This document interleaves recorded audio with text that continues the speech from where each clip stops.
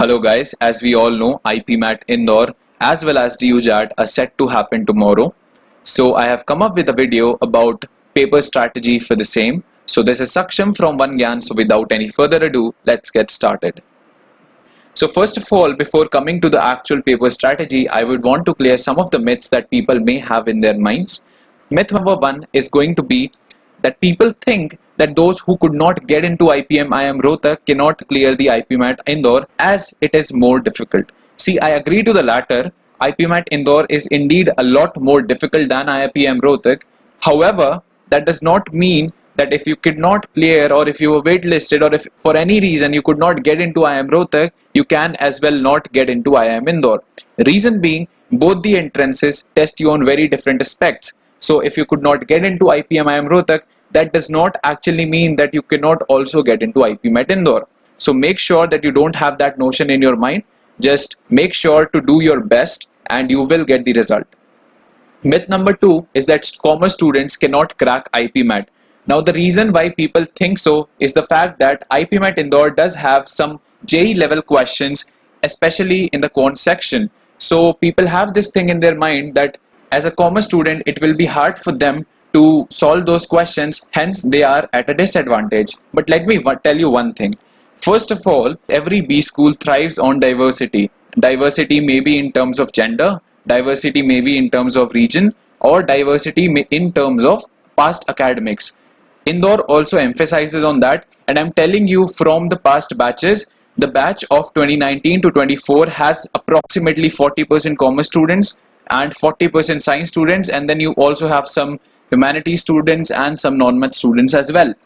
If you see those non-math students were also able to clear the entrance and get into IIM Indore, then what makes you think that as a commerce student you cannot crack it? You definitely can. You just need a good preparation and a good paper strategy and you can very well crack the exam. Myth number three, you need to attempt each and every question to clear IPMAT. However, this again does not hold true. Reason being, IPMAT Indore is a low scoring paper. Even if you check the cutoffs of last year, it was merely 122 out of 400 combining all of the sectional cutoffs, which is very low.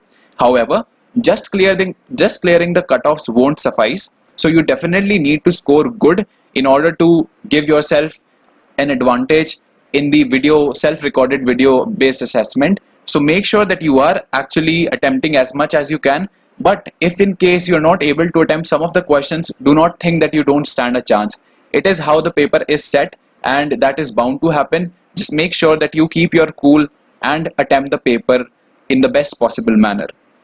So moving further, we have the general strategy which will apply to both the exams. Now it will include, first of all, that this is very important, keep yourself calm and relaxed because you have already prepared enough. You will see some people trying to show off what they have already prepared. You'll see that others are solving difficult questions or whatever the case may be. Don't demotivate yourself because of that. Avoid those kind of people, avoid that kind of environment. Keep yourself cool, calm and relaxed, especially during the paper, because it is not just about your knowledge. They also test you on your time management skills, the way how you attempt the paper, the way you approach the paper. Even the one who knows more but is not particularly well with time management might not be able to get in, and someone who is really good with time management and has his basic concepts clear stands a better chance of getting in. So make sure that you are calm and relaxed while attempting the paper. Scan the paper before attempting. This is again very important. You need to know what kind of questions are you going to answer. So in the first 2 or 3 minutes, just scan the entire paper, see what all questions are there. What all do you think can be done by you? Just mark those questions, then come back to each and every one of them. Attempt those questions. Once you are done attempting, then maybe move towards the questions which you think you can attempt, but it will take a little more time. So then you attempt those questions, and if you still have some time remaining, then you go to the hard questions, right? Otherwise, there's no point of doing it in an order. I usually, in my own paper, that is how I did. I scanned the entire paper, picked up the questions that I was able to answer, and that is how I attempted my IIM Indore entrance. And let me tell you, I am a non-math student. If you have watched my other videos, you might have already known, but I am a non-math student and I was able to clear both the section of quants with a good margin. I was not able to clear the verbal section by 2 marks. So make sure that you are not doing the same mistakes, and make sure that you are managing your time well, because time management matters a lot, as I've already mentioned in the third point. Now, the fourth point, accuracy matters more than the number of attempts, especially in the verbal section. I see people attempting almost every question in the verbal section. They come out of the entrance center thinking that they have attempted a lot of it, they have attempted a good portion of the paper and they will be able to get in. But when the actual result comes, that is shocking for them. Why?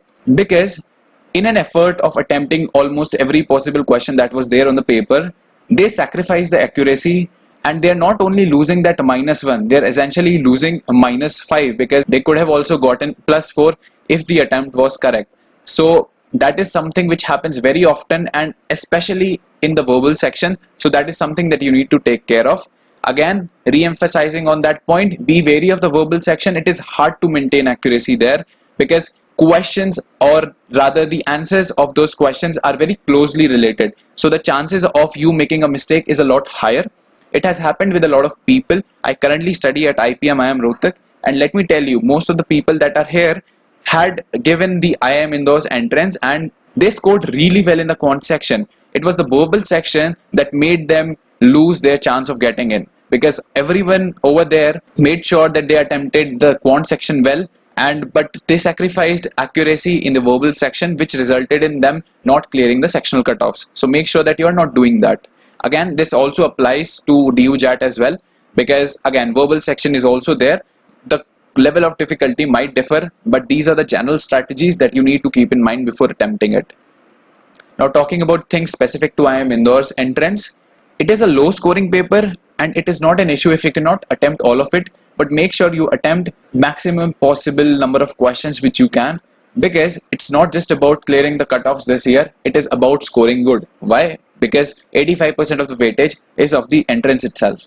Now, some of the questions are difficult and time consuming and JEE level, but you need to find the easy and less time consuming ones, and I'm sure there are plenty of it, right? If you want to find them, you will find them. I found them and I attempted them and I cleared the quant section despite being a non-math, and so can you. So make sure that you're scanning the paper, you're finding the questions that are doable and doing only those. Don't sacrifice your time or you don't waste your time in attempting questions which are hard or more time taking, or the ones you are not sure about.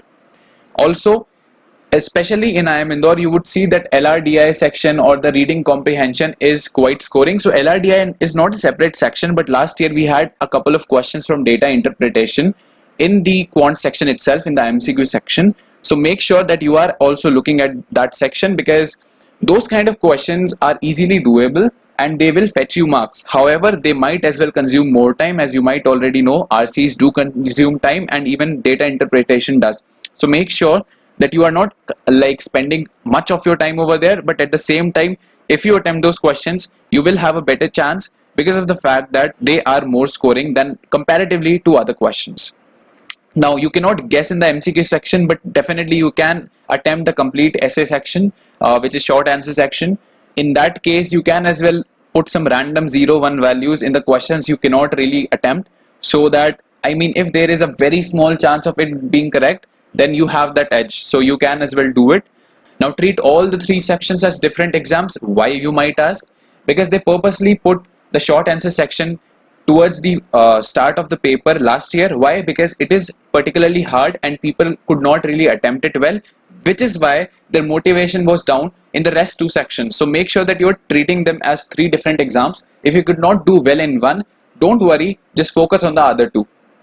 Now, that was about just IIM Indore in specific. Now, talking about DUJAT, see, it is a high scoring paper when compared to IPMAT Indore. A good score is usually around 300.